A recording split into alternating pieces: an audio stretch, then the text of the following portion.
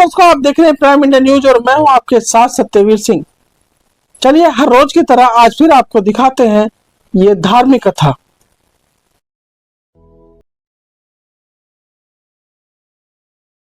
यूं तो श्री कृष्ण भगवान की कई गोपियां हुआ करती थी, लेकिन श्री कृष्ण के प्रति मीरा के प्रेम के कुछ अलग ही मायने थे।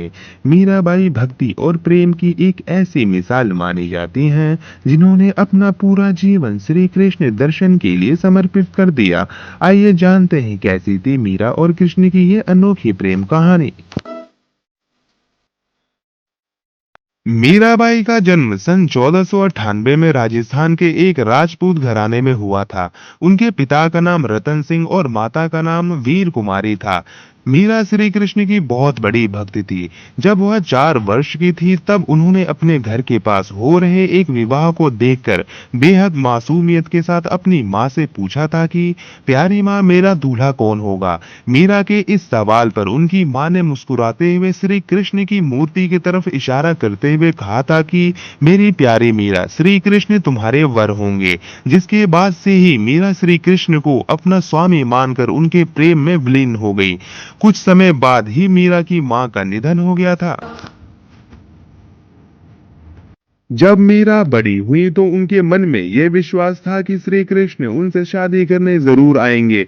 मीरा बेहद खूबसूरत और स्वभाव की कोमल थी। वे बहुत सुरीली आवाज में गाना गाती थीं, लेकिन मीरा की शादी मेवाड़ के महाराणा सांगा के पुत्र राणा सांगा से हुई। मीरा यह शादी करना नहीं चाहती थी, लेकिन परिवार के जोर देने पर उन्होंने यह शादी की। माना जाता है कि शादी के बाद भी मीरा का प्रेम श्री कृष्ण के लिए कम नहीं हुआ। विदाई के समय श्री कृष्ण की वही मूर्ति अपने साथ लेकर गईं, जिसे उनकी मां ने उनका दूल्हा बताया था। शादी के बाद मीरा ससुराल के कामकाज पूरा करने के बाद रोजाना श्री कृष्ण के मंदिर जाया करती थी। वहां जाकर वह श्री कृष्ण की मूर्ति की पूजा करती थी, उनके लिए मधुर आवाज में भजन गाती थी और नृत्य भी करती थी। मीरा का कृष्ण के लिए प्रेम उनकी ससुराल वालों को बिल्कुल पसंद नहीं था। उनकी सास ने उन्हें दुर्गा माँ की आराधना करने पर जोर दिया, क्योंकि उनके ससुराल वाले दुर्गा देवी में बेहद विश्वास रखते थे। लेकिन ससुराल वालों के श्री कृष्ण की आराधना से रोकने पर मीरा ने साफ कह दिया कि मैं पहले ही अपना जीवन कृष्ण के नाम कर चुकी हूँ। इसके बाद मीरा की ननद उद्दाबाई ने उन्हें बदनाम करने की बहुत कोशिश की। उद्दाबाई ने अपने भाई राणा से कहा कि मीरा का किसी के साथ प्रेम संबंध है और उसने मीरा को उस व्यक्ति के साथ देखा है। यह सुनकर राणा बेहद क्रोधित हुए और आधी रात बहन उद्दाबाई के साथ मंदिर जा पहुंचे। मंदिर पहुंचकर उन्होंने मीरा को श्री कृष्ण की मूर्ति के साथ अकेले ही बातें करते हुए देखा। यह देखने के बाद वह गुस्से से चिल्लाए कि मीरा, अपने जिस प्रेमी से तुम बातें कर रही हो उसे मेरे सामने लेकर आओ। इसके जवाब में मीरा श्री कृष्ण की मूर्ति की ओर इशारा कर कहती हैं कि ये मेरे स्वामी हैं, इनसे मेरा विवाह हो गया है। यह सुनने के बाद राणा का दिल टूट जाता है, लेकिन फिर भी वह पूरी श्रद्धा से अपना पति धर्म निभाते हैं और आखिरी सांस तक मीरा का साथ देते हैं।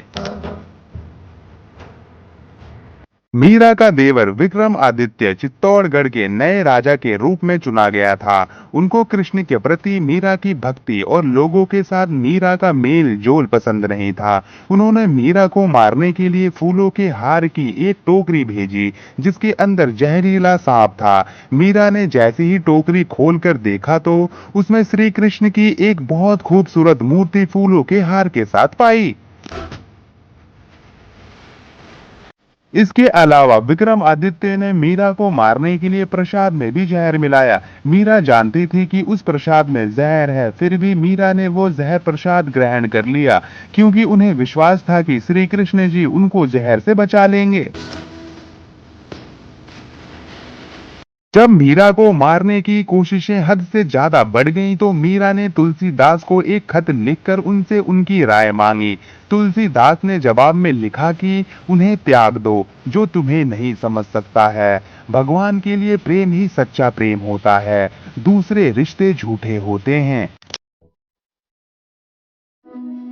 मीरा का जीवन उस समय पूरी तरह से बदल गया जब अकबर और तानसेन वेश बदलकर मीरा के गाने सुनने चित्तौड़गढ़ के मंदिर आ पहुंचे। उन्होंने मीरा के पवित्र चरण छूकर कीमती जौहरात की माला श्री कृष्ण की मूर्ति के आगे रख दी।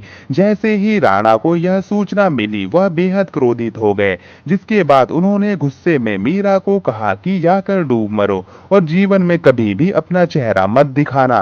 तुम्हारी वजह से मेरी और मेरे परिवार की बहुत बदनामी हो चुकी है। तुमने हमें लज्जित किया है। मीरा ने राणा की कही बातों का पालन किया और वह गोविंदा गिरधारी गोपाल जपते जपते श्री कृष्ण के ख्यालों में नाचते गाते नदी की ओर बढ़ने लगी।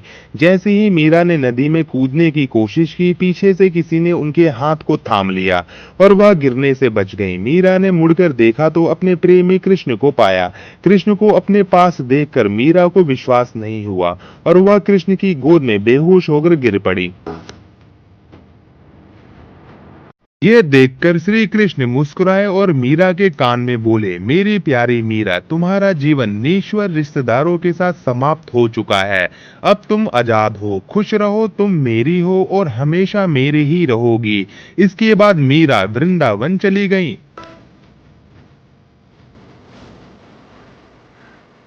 मीरा के वृंदावन चले जाने पर राणा वृंदावन आकर मीरा से माफी मांगते हैं और अपने साथ चलने को कहते हैं, लेकिन मीरा साथ चलने से इनकार कर देती हैं कि मेरा जीवन श्री कृष्ण से जुड़ा है। यह सुनने के बाद पहली बार राणा श्री कृष्ण के प्रति मीरा के प्रेम की भाव को समझते हैं और वृंदावन से लौट जाते हैं। लेकिन कुछ समय बाद मीरा भी मेवाड़ लौट आती हैं और अपने पति राणा से विनती करती हैं कि वह उन्हें श्री कृष्ण के मंदिर में रहने की अनुमति दे। माना जाता है कि जन्माष्टमी के पर्व पर द्वारका में श्री कृष्ण के मंदिर में मीरा श्री कृष्ण से कहती हैं कि ओ गिरधारी, क्या आप मुझे बुला रहे हैं? मैं आ रही हूँ। मीरा को यह कहते सुन राणा और वहां मौजूद सभी लोग हैरान रह जाते हैं। माना जाता है कि श्री कृष्ण को पुकारते ही मीरा में एक तरह का प्रकाश उत्पन्न हुआ और मंदिर के कपाट खुद से बंद हो गए। जब कपाट खुलते हैं तो मीरा की साड़ी कृष्ण भगवान की मूर्ति पर लिपटी हुई होती है, लेकिन मंदिर में मीरा नहीं होती। सिर्फ मीरा और उनकी बांसुरी की आवाज सुनाई देती है। माना जाता है कि मीरा श्री कृष्ण की मूर्ति में ही समा गई थी।